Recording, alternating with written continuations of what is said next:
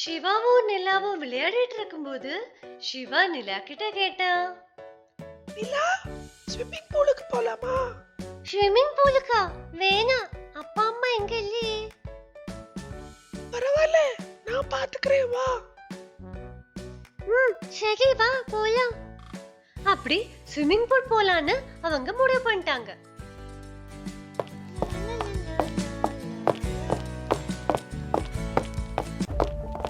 அங்க போனதும் சிவா வழுக்கி ஸ்விம்மிங் பூல்ல விழுந்துட்டான். என்ன காப்பாத்துங்க. சரியான சமயத்துல விகடன் வந்துட்டான். பயப்பட வேணாம், நான் காப்பாத்துறேன்.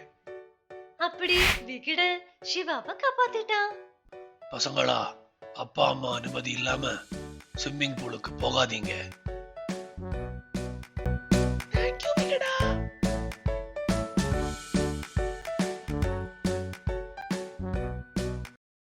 உங்களுக்கு பழக்கமில்லாத நாய் பக்கத்துல போறது எவ்வளவு ஆபத்துன்னு தெரியுமா? வாங்க ஒரு குட்டி கதை பார்க்கலாம். வா நிலா, மார்னிங் வாக் போலாம். ஓகே சிவா, போலாமே. அப்படி அவங்க மார்னிங் வாக் போலான்னு முடிவு பண்ணிட்டாங்க. ரோடு ஃபுல்லா டிராஃபிக்கா இருக்கே சிவா, பார்த்து நட. அப்படி வாக்கிங் போகும்போது ஒரு பொண்ணு நாயோட வரது பார்த்த சிவாக்கு அந்த நாய் பக்கத்துல போனோன்னு ரொம்ப ஆசை. அங்க பாரு நிலா, ஒரு கியூட் பப்பி வருது, நான் அதுகிட்ட போயிட்டு வரேன். கியூட்டா தான் இருக்கு சிவா, ஆனா பக்கத்துல போனா அது நம்மள கடிச்சிடும்.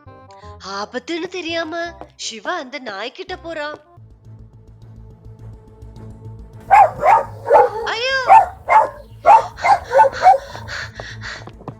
ஓ நிலா, நல்ல வேளை தப்பிச்சிட்டேன். அந்த நாய் என்ன கடிக்க வந்துச்சு.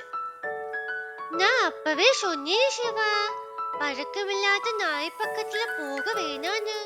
அறிமுகமில்லாத நாய்கள் எவ்வளவு நட்பாக இருந்தாலும் அவற்றை சுற்றி எப்போதும் எச்சரிக்கையாக இருங்கள்.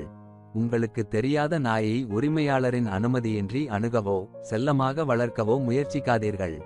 நாய்கள் பயம், ஆச்சரியம் அல்லது அச்சுறுத்தலை உணர்ந்தால் கடிக்கலாம், எனவே அவற்றுக்கு இடம் கொடுப்பது முக்கியம். ஒரு நாய் குறைக்க அல்லது குறைக்க ஆரம்பித்தால் அமைதியாக இருங்கள் மற்றும் திடீர் அசைவுகளை செய்யாமல் மெதுவாக பின்வாங்கவும். நினைவில் கொள்ளுங்கள், பாதுகாப்பான தூரத்தை வைத்திருப்பது விபத்துகளை தடுக்கவும் உங்களையும் நாயையும் பாதுகாப்பாக வைத்திருக்க உதவும்.